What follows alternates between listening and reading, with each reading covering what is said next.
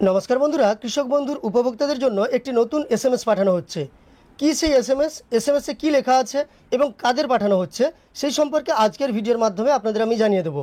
তবে আমি জানি আপনারা কমেন্টে বলবেন যে যাদের যাদের টাকা ঢোকেনি তারা কমেন্ট করবেন কেন এখনও পর্যন্ত কৃষক বন্ধুর টাকা পেলেন না। আমি প্রথম দিনই বলেছিলাম যে কৃষক বন্ধুর টাকা কখনোই একদিনে ঢোকে না, কারণ পিএম কিষাণের মতো কৃষক বন্ধুর টাকা ডিবিটির মাধ্যমে ট্রান্সফার করা হয় না। কৃষক বন্ধুর টাকা আপনাদের ব্যাঙ্ক অ্যাকাউন্ট ধরে ধরে ট্রেজারি থেকে পাঠানো হয়।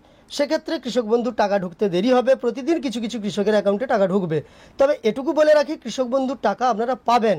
যাদের সমস্যা ছিল তাদের এডিও অফিসে ডেকে সমাধান করা হয়েছিল।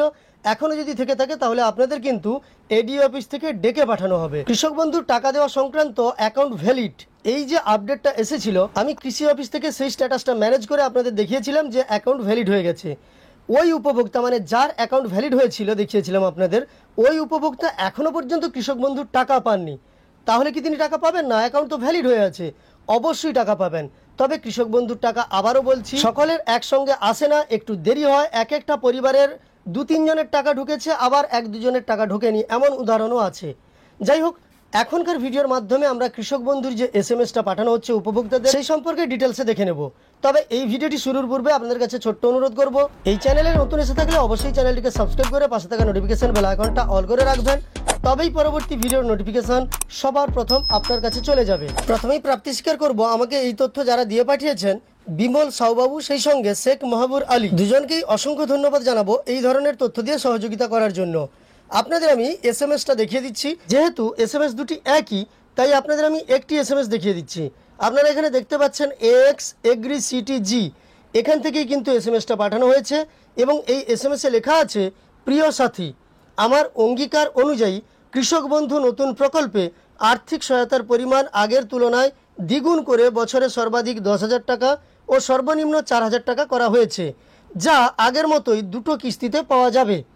খারিফ 2025 মরশুমের জন্য এক কিস্তির 2,000 টাকা 31/7/2025 তারিখে একটা ব্যাংকের অ্যাকাউন্ট নম্বর দেওয়া আছে, অর্থাৎ যে অ্যাকাউন্ট নম্বরে পাঠানো হয়েছে টাকাটা সেই অ্যাকাউন্ট নম্বর দেওয়া আছে, এই ব্যাংকের অ্যাকাউন্টে জমা করা হলো। ভালো থাকবেন, সুস্থ থাকবেন।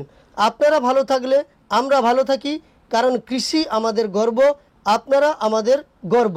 শুভেচ্ছা সহ মমতা ব্যানার্জি। অর্থাৎ মুখ্যমন্ত্রীর পক্ষ থেকে একটি শুভেচ্ছা বার্তা পাঠানো হচ্ছে। প্রত্যেকবারেই কিন্তু এই শুভেচ্ছা বার্তা পাঠানো হয়, এবারেও পাঠানো হয়েছে। কৃষক বন্ধু নতুন প্রকল্পে খরিফ শস্যের টাকা দেওয়ার পরেই কিন্তু যারা টাকা পেয়েছেন তাদের কাছে এই এসএমএস আসছে।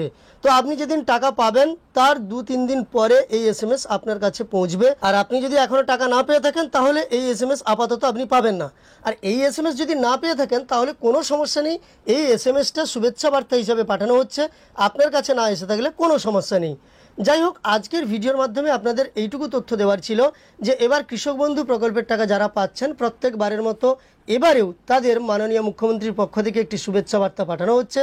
আর যারা কৃষক বন্ধুর টাকা এখনও পাননি, আপনারা ধৈর্য ধরুন, টাকা অবশ্যই পেয়ে যাবেন।